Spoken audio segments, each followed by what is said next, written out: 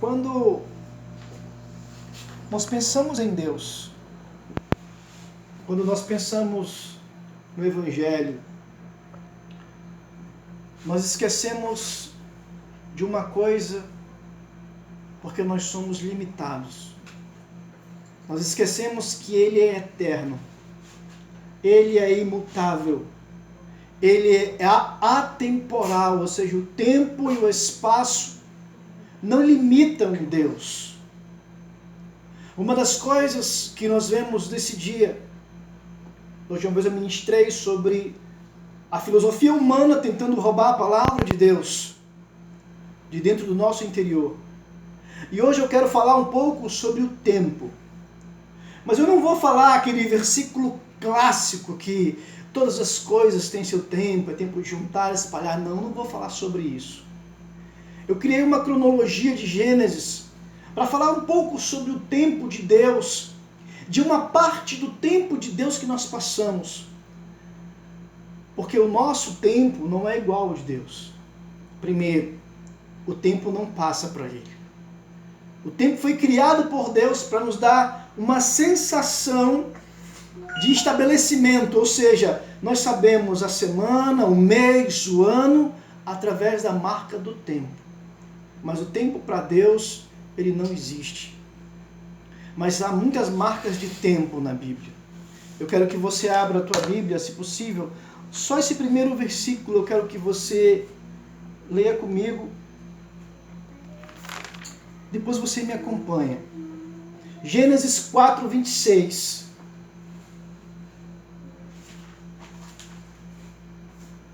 O tempo de aflição, o tempo de dor, o tempo de angústia, o tempo que os problemas que nós passamos dentro deles, ele nos rouba a presença de Deus. Porque nós nos limitamos como homens e mulheres e achamos que Deus mudou porque nós mudamos. Nós vemos aqui, Gênesis 4, 26. E a Sete também nasceu um filho que pôs o nome de Enos. Foi nesse tempo que os homens começaram a invocar o nome do Senhor. O que esse versículo nos diz? Nos diz que depois de Adão e Eva, depois que eles foram expulsos do paraíso, ninguém mais adorou a Deus. Porque depois disso veio um homicídio, um irmão matou o outro, mais um trauma. Aí ninguém adorou a Deus. Aí o que acontece? Nasce um filho, mais um filho da família de Adão e Eva. Há um motivo de louvor, há um motivo de adoração nesse momento. E a primeira coisa que eu quero falar e ensinar para vocês nessa noite, que o tempo de angústia não pode te parar. O tempo de sofrimento não pode te parar. O tempo de confusão, de contenda, de divisão, o tempo de separação não pode te parar. Não interessa se você saiu ou você ainda está dentro do jardim do Éden. Deus continua sendo Deus, onisciente, onipresente, onipotente. Mas nós que somos limitados no Cronos, porque o tempo para Deus que Ele marcou para a gente é o Kairos, que é o tempo certo. O Kairos de Deus nos dá um tempo para viver de uma forma abençoada, próspera, feliz. Mas nós muitas vezes queremos o Cronos. O que é? É o tempo de vida que nós temos. Nós queremos ser guiados pelos nossos instintos. Hoje eu estou triste, eu vou ficar triste. Hoje eu estou magoado, eu vou ficar magoado. Não deu certo, nada vai dar certo. Só que Deus não é assim, Ele não está no Cronos. Ele não vive o nosso tempo, Ele vive o tempo dele, que é o Kairos, que é o tempo perfeito para todas as coisas. Depois do tempo de adorar, nós vamos continuar em Gênesis. Vem Gênesis 13, 6, vem o tempo que os inimigos aparecem. Gênesis Gênesis 12:6, passou Abraão pela terra até o lugar de Siquém, até o orvalho de Moré. Neste tempo estavam os cananeus na terra. Veja só, Moisés estava passando por ali, e os inimigos já estavam se formando. Mas ele não ligou para isso. Ele continuou caminhando. Em Gênesis 13:7, diz o seguinte, aí nós vamos aqui para uma história que todo mundo conhece. Pelo que houve contenda entre pastores de gado de Abraão e os pastores de gado de Ló. Nesse tempo, os cananeus e os perizeus habitavam na terra. Agora, por que apareceu? Por que no meio dessa contenda apareceram esses dois povos? Por quê? Porque houve uma contaminação. Esses dois povos eram povos pagãos. Enquanto ali Abraão e Ló deveriam resolver as coisas como servos de Deus, eles foram contaminados por aquele povo que estava em volta. E um tempo que deveria ser de conciliação virou um tempo de divisão. Mas depois desse tempo em que um vai para um lado e outro vai para o outro, e vocês continuam conhecendo a história, vem outro tempo, que é um tempo do pacto. Depois vem Sodoma e Gomorra, depois vem tudo aquilo.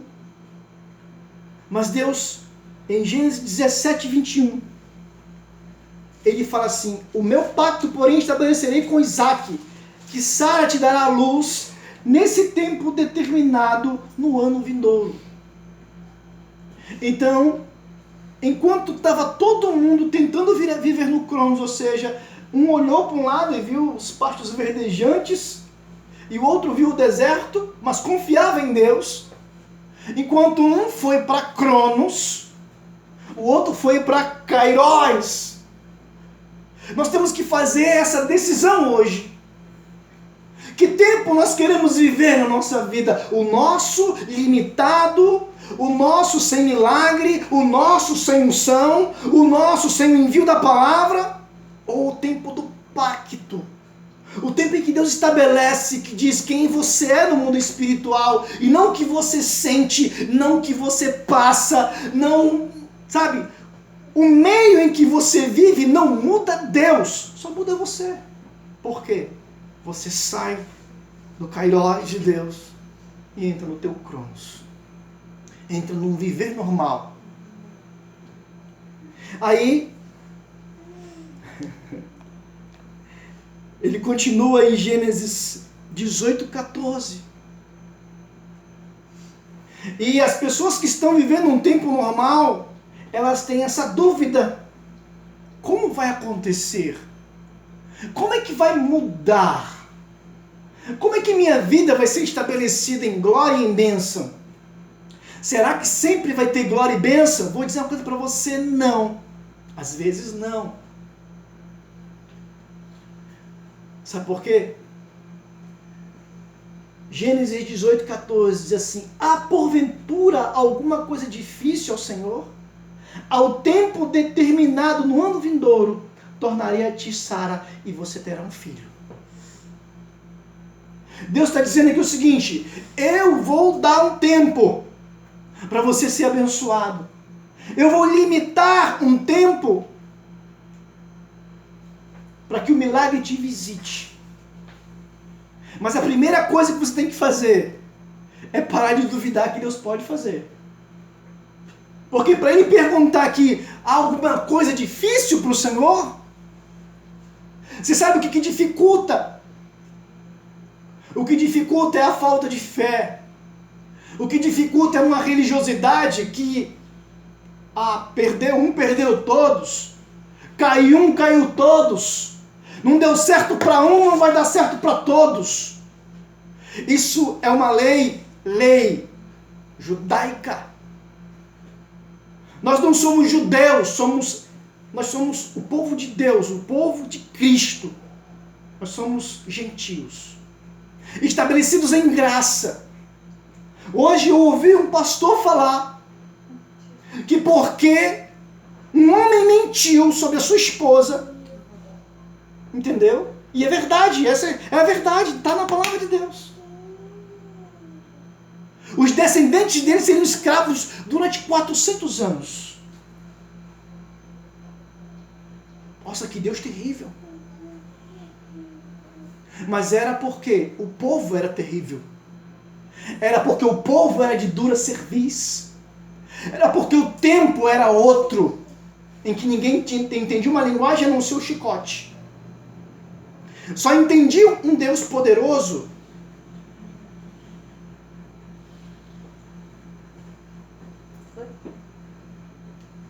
Não. É uma amiga aqui que está trabalhando. Só entenderam um Deus poderoso dessa forma. Aí você estabelece a graça de Deus. Você estabelece a graça de Deus. E você quer comparar a graça de Deus, este tempo de graça que nós vivemos, com um tempo de lei mosaica. A lei, a Bíblia diz que a lei, ela serve como referência. Mas ela não é mais o nosso aio, não é mais nosso guia. O nosso guia hoje é a palavra de Deus em Cristo Jesus. E ela diz coisas absurdas, tipo, aonde abundou o pecado, superabundará a graça de Deus. O absurdo da palavra de Deus, o absurdo de Cristo, transforma o tempo, muda as estações e nos chama para viver algo novo. Depois desse tempo de pacto, vem o tempo da confirmação em Gênesis. Vamos lá? Gênesis 21, 22.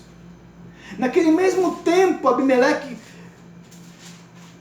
como ficou o chefe de seu exército, falou a Abraão dizendo: Deus é contigo em tudo que fazes. Há um tempo em que haverá confirmação de Deus para você. Há um tempo em que as pessoas vão dizer: olha, você é de Deus. Há um tempo em que todos vão dizer assim: não, teu ministério é esse. Haverá testemunhos, as pessoas olharão para você e você não precisará se impor. Você parece pastor, você parece um levita, você parece um empresário, porque isso vai estar estampado no teu interior. Isso vai estar estampado em você. Eu vou falar uma coisa para vocês. Tem um ditado popular que ele não é bíblico, mas é verdade para empreendimentos humanos, não espirituais. Mas a primeira impressão é aqui? Vamos lá? A primeira impressão é aqui? Fica. E qual é a impressão que você tem de você mesmo? A impressão que muitas vezes que nós temos de nós mesmos é que nós estamos patinando e não estamos saindo do lugar. É que as coisas não estão dando certo. Por quê? Nós voltamos a sair do Kairos, ou seja, da boa e perfeita vontade de Deus, e entramos no Cronos. Por quê? Quando a gente entra no Cronos, quando a gente se estabelece no lugar, aí faz planos, os planos não dão certo, e você fala assim: meu Deus, como minha vida está difícil, nada dá certo. Por que que não? Nisso, antes você já construiu, já foi abençoado, Deus já abriu portas, teve novos negócios. Todos os motivos para continuar adorando a Deus estão na tua frente. Mas você sai do Kairos e entra no Cronos, só para ver o teu tempo passando que não está dando certo. E você esquece do que já deu certo. Do tempo de Deus, dos milagres de Deus, das providências de Deus. E Deus agora, Ele faz um tempo de confirmação. Ele chama aqui um homem, que é chefe de um exército, e fala para Abraão: olha, Deus é contigo em tudo que tu fazes. Eu quero declarar essa palavra sobre você, amém? Diga comigo: Deus é comigo Deus é comigo em tudo que eu faço. em tudo que eu faço. Isso tem que ser uma verdade. Tem que ser uma marca dentro de você. Tem que estar dentro de você isso, inserido dentro de você. Os tempos, como eu falei, os tempos de sofrimento, de angústia, em que muitas vezes você passa, eles não podem roubar isso de você. Eles não podem te paralisar. Eu já falei, eu vou pregar o evangelho enquanto eu tiver voz e vida. Não interessa a circunstância, não interessa o que aconteça, eu continuarei pregando o evangelho. Eu não vou me estabelecer no Cronos, eu não vou me estabelecer no meu tempo de vida, eu quero viver no Kairos, no tempo certo de Deus, na vontade certa de Deus. Aí como a gente sabe qual é a vontade certa de Deus? É continuar fazendo o que é certo, o que é bom, o que abençoa. É simples. Nada vai nos parar. Depois do tempo de confirmação, vem o tempo de confissão. Agora eu gosto muito desse tempo. Porque acontece o seguinte. Deus ele dá uma confirmação. Aí vem um homem que tem uma coisa, um milagre para viver. E no meio desse milagre, ele faz uma bobagem. Gênesis 26:12. Deixa eu ver aqui. Gênesis. Isso. Aqui. Ora, depois que eles moraram ali muito tempo, Abimeleque, rei dos filisteus, olhou por uma janela e viu, eis que Isaac estava brincando com Rebeca, sua mulher. Porque Isaac tinha dito que era irmã dele. Tinha mentido. O rei chama ele e fala: que foi que tu fez? Alguém poderia ter se deitado com tua mulher e assim um... Ele falou, né, que eu estava com medo, porque eu ouvi dizer que vocês aqui, quando vê uma mulher bonita, vocês matam o cara e tomam ela para si. O que acontece depois dessa confissão? O que acontece depois disso? O rei fala para o povo, ninguém vai tocar nele. Abimeleque ordenou a todo o povo, versículo 11, dizendo, qualquer que tocar nestes, o homem ou na sua mulher, certamente morrerá. O que aconteceu no versículo 12? Semeou naquela terra, no mesmo ano, colheu centuplo e o Senhor o abençoou. É tempo de confessar, queridos. É tempo de se arrepender. Quando foi que aconteceu? Diga, no mesmo ano. O que dizem por aí? Que você não prospera porque você pecou. Que você não dá certo porque você fez muita coisa errada na vida. E você está colhendo agora. Deixa eu falar uma coisa para você. A colheita, ela vem? Vem. Ela pode ser paralisada? Pode. Como? Depois do que você fez de errado, colheu, é só não manter a planta funcionando mais, é só cortar, é só limar. A impressão que passam que é o que tu fez no teu passado, criou-se uma planta no mundo espiritual e ela vai ficar frutificando de vez em quando, te dando um castigo atrás do outro, um castigo atrás do outro. Já pensou? Acho que nem é assim não. A Bíblia diz que quando Deus nos perdoa os pecados, Ele pega os pecados e lança no mais profundo abismo e esquece deles. Mas nós temos mais tempo ainda. Depois do tempo de prosperidade, muitas vezes vem o tempo de injustiça. Quando está tudo bem, os negócios estão legal, está tudo certo, de repente vira uma confusão e você não sabe por que você está passando por isso. Diga, porque Deus quer me estabelecer em lugares maiores. Deixa eu falar uma coisa para você. Se você não consegue passar por problemas pequenos, você não foi chamado para passar por problemas grandes. Se você não consegue lidar com situações pequenas, Deus não vai permitir que você lide com situações grandes. E como Deus pode te preparar? Muitas vezes permitindo que você passe por situações difíceis. Nós vemos aqui, deixa eu voltar aqui rapidinho. Nós vemos aqui em Gênesis 44. Vamos lá? Vamos mudar aqui de personagem.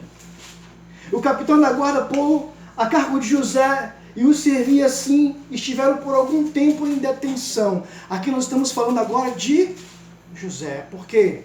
Porque ele foi acusado de ter tentado pegar a mulher do homem lá, Potifar. Só que antes disso, ele era invejado pelos seus irmãos. Antes disso, colocaram num poço. Antes disso, foi vendido como escravo. Antes disso, ele passou por um monte de coisas. Só que eu já falei sobre José para vocês. Só que em nenhum momento ele assumiu o fundo do poço. Em nenhum momento ele assumiu a condição de escravo. Em nenhum momento ele assumiu a condição de detento. Em nenhum momento ele assumiu nenhuma injúria sobre ele. Nenhuma. Você não vê ele se chamando, olha, eu sou um ex-escravo. Jeová me salvou.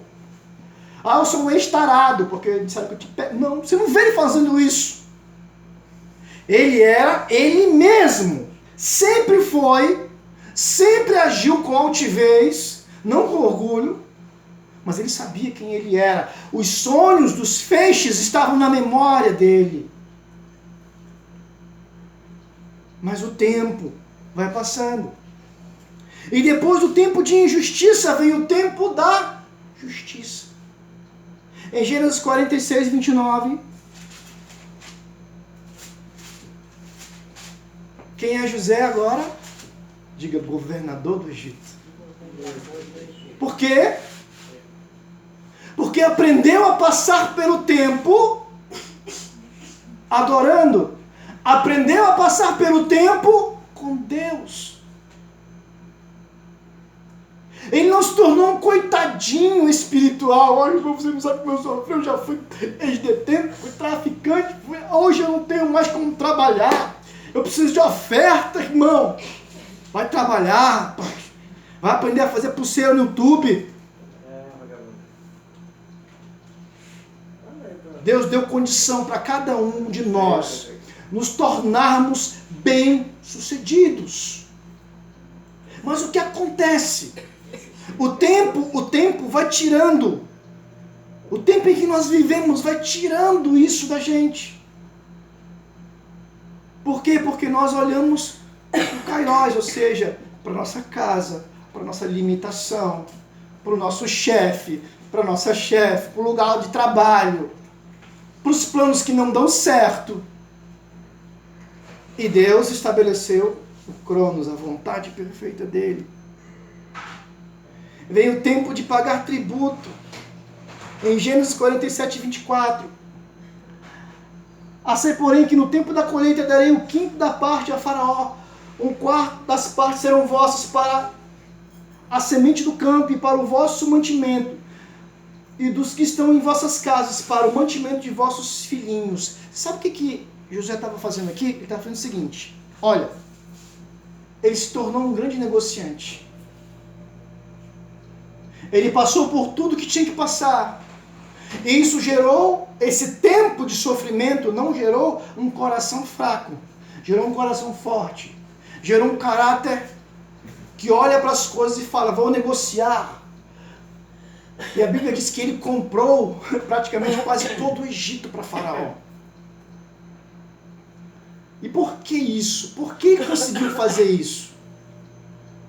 Porque em nenhum tempo ele aceitou o que o Cronos, ou seja, o tempo de vida que ele estava passando, queria defini-lo. Tentou defini-lo como escravo. Tentou defini-lo como um cara que foi traído pelos irmãos, não tem família. Igual o tubarão. Lembra o tubarão? Eu não conheci meu pai. Quem lembra do desenho? Entendeu? Eu conheci meu pai. Hoje eu vou comer peixe quando chegar em casa. Então vamos lá. Vem o tempo do tributo. E por último, terminando Gênesis, entrando em Êxodo 9:18, vem o tempo de viver milagres. Vamos lá? Êxodo 9:18. Diz assim: eis que amanhã, por este tempo, farei chover saraiva tão grave, qual nunca houve no Egito, desde o dia em que foi fundado até agora. Ali estava começando uma grande reviravolta no meio do povo de Deus. Ali estava começando um tempo em que vários milagres iriam acontecer e que iria transformar a minha vida e a tua vida. Nós podemos trazer essa chuva de fogo hoje? Ou chuva de pedras? É porque algumas linguagens falam que saraiva é pedra, só que outras falam que eram pedras pegando fogo. Então a gente não tem muita certeza se era pedra ou pedra pegando fogo, ou era fogo mesmo, ninguém tem certeza. Então as duas linguagens funcionam. Hoje, o nosso Egito muitas vezes está no nosso coração. Hoje muitas vezes nós somos escravizados não por um sistema político, mas somos escravizados pela limitação que está dentro de nós. Porque nós precisamos disso para dar certo, nós precisamos daquilo para dar certo. Nós só seremos felizes se... Você já ouviu o pessoal falar assim: se eu não conseguir isso, não sei o que eu vou fazer da minha vida? Eu sei o que você vai fazer da sua vida se não dá certo. Você vai continuar em nome de Jesus, amém? Amém? É assim que a vida tem que ser. Esse é o Kairos de Deus. Mas se você se enfiar no Cronos, ou seja, no tempo em que nós vivemos, que nós passamos, quando não der certo, você vai dizer: não deu certo, não vai dar certo. E você vai começar, a verbalizar o verbo do não dar certo. Eu não dou certo, não dá certo, ele não dá certo, nós não damos certo. Por quê? Porque é mais fácil se entregar. A nossa carne gosta de se entregar. A nossa carne gosta de ser fraca. A nossa carne gosta que as pessoas tenham pena da gente. Eu estou com o coração partido. Há um problema em estar com o coração partido? Eu não pedi para estar de coração partido. Hoje nós tivemos a notícia que mais uma evangélica se suicidou.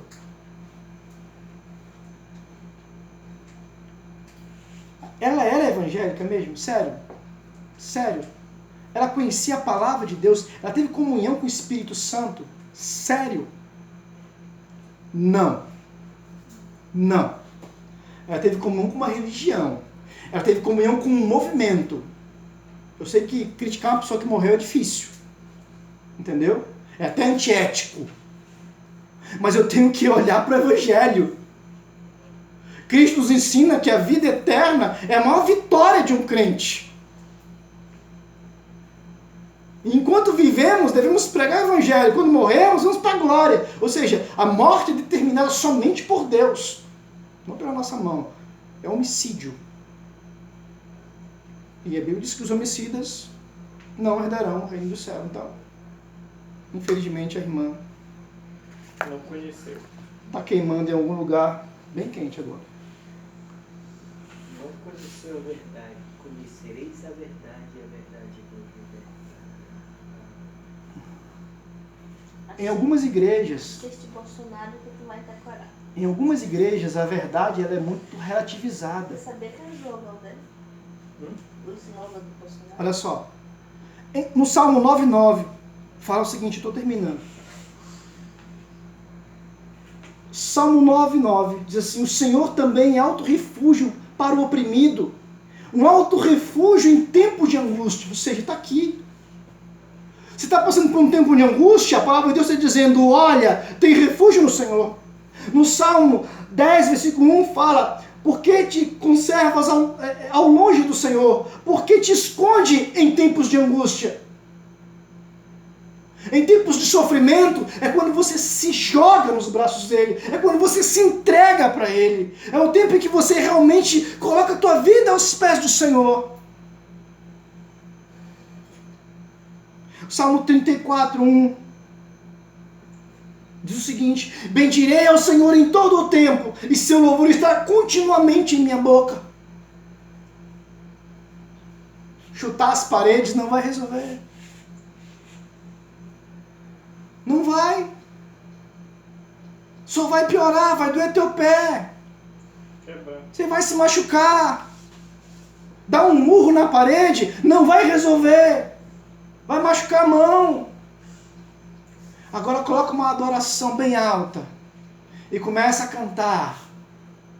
Você vai ver o ambiente mudando, Deus trazendo para você a vontade dele. Salmo 39, versículo 5. Aí Deus sai do Kairos e entra no Cronos, para que você entenda um pouco agora. Achei lindo esse salmo.